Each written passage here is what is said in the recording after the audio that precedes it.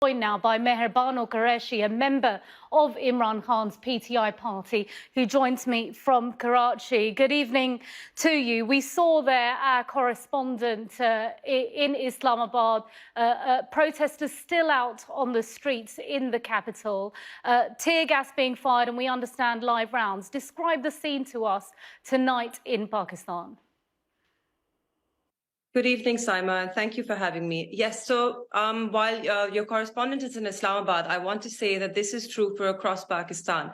Every city in Pakistan, big or small, Islamabad, the capital, Rawalpindi, Karachi, Multan, Lahore, Peshawar, every city in Pakistan has faced this.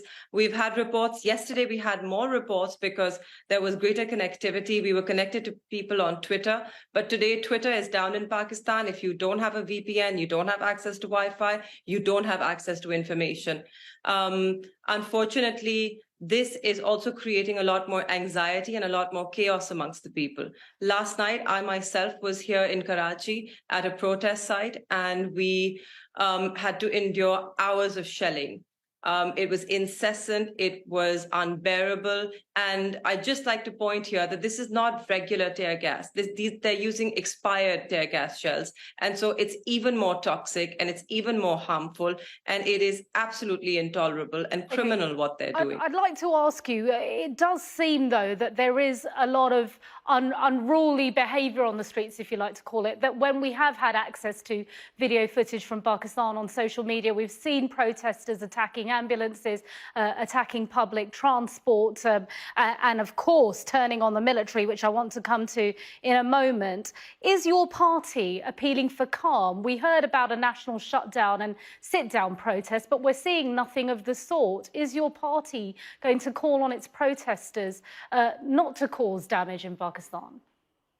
Well, Pakistan Tehreek-e-Insaf is a political party that has a long history of peaceful protest. If you remember, back in 2014, Pakistan Tehreek-e-Insaf also gave a sit-in in Islamabad, and it was peaceful. The people remained peaceful, and even now, our chairman, Imran Khan, before giving his arrest, made a statement. He had recorded a video statement in which he said that I urge everyone, do protest peacefully, remain calm, don't take the law into your hands. Right, but that's not what we're seeing on the streets in the last 24 hours. I'm coming to that. Since his arrest, party leaders who still have not been arrested yet, including our vice chairman, they have all given messages of calm and peace. Now, why is there no peace? These are not all political workers, Saima. You've got to understand that there is a genuine level of anger and rage amongst the people of Pakistan. And this anger and rage has been simmering for the past 1 year.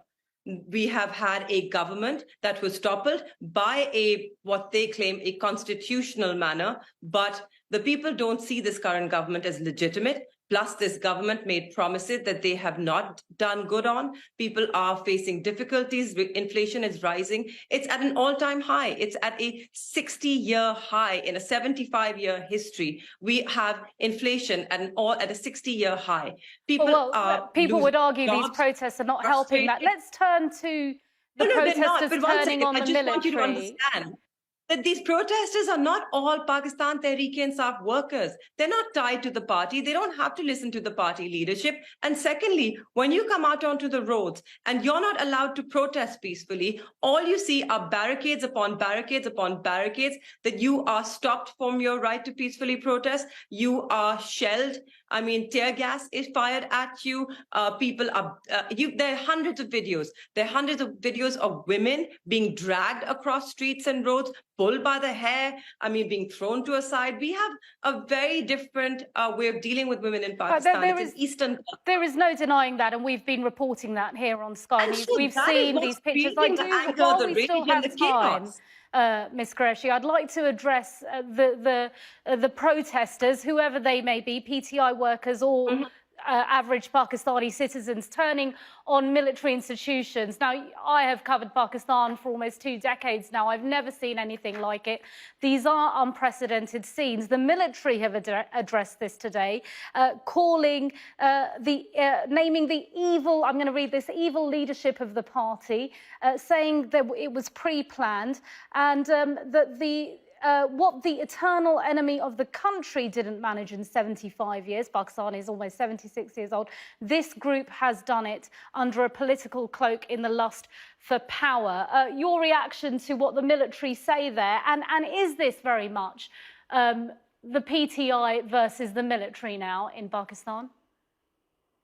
Well, you know, it's very interesting what you said. The press release itself is very interesting because, like you said, that these are unprecedented scenes. You couldn't even have, you've covered Pakistan, you've lived in Pakistan, you couldn't even imagine people speaking up openly against the military. And yet today you see people walking, like waltzing in, I wouldn't even say walking, they're waltzing into the GHQ headquarters, they're waltzing into the Corps Commander's house. You know, Saima, living in Pakistan, that these places are not easy to just walk into. So the fact that they face no resistance really does lead to a lot of questions. How did people walk into these areas so easily? It seems to me more like, yes, it was pre-planned, but not by us.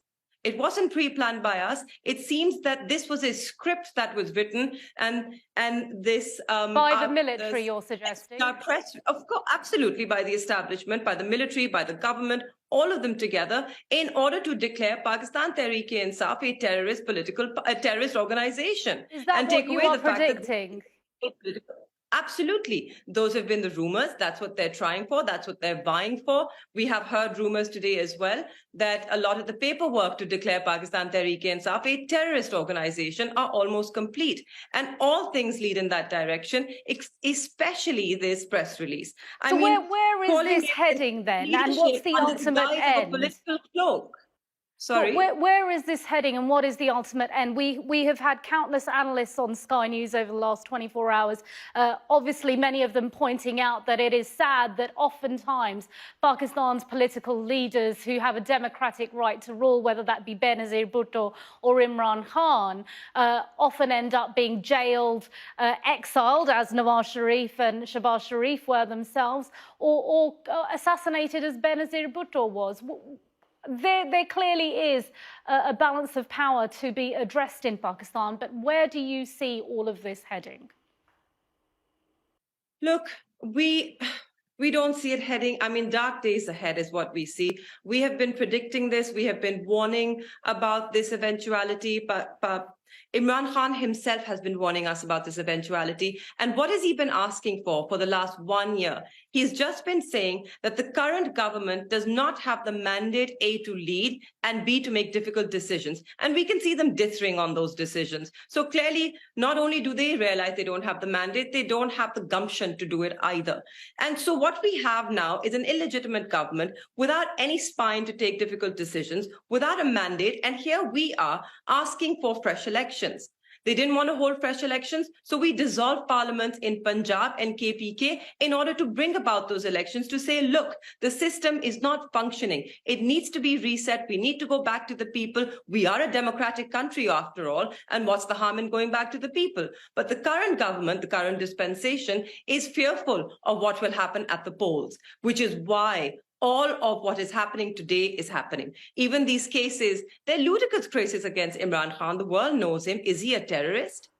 Is he somebody who is inciting mutiny and sedition? Because these are the kind of cases that are being filed against him. These are the FIRs that he is showing up for in courts across Pakistan. And today, what happened yesterday, it seems more like that this is a script written by the powers that be, the government, the civil administration, and the military, in order to embroil Pakistan Tehreek-e-Insaf in more litigation, in more cases, so that they stay completely confused, they stay completely focused on litigation, not able to push for elections, which is the need of the hour. We're going to have to leave it there. Bano Qureshi from PTI, thanks very much indeed for joining us when I know a lot of your senior members of the party have been unable to. Thank you.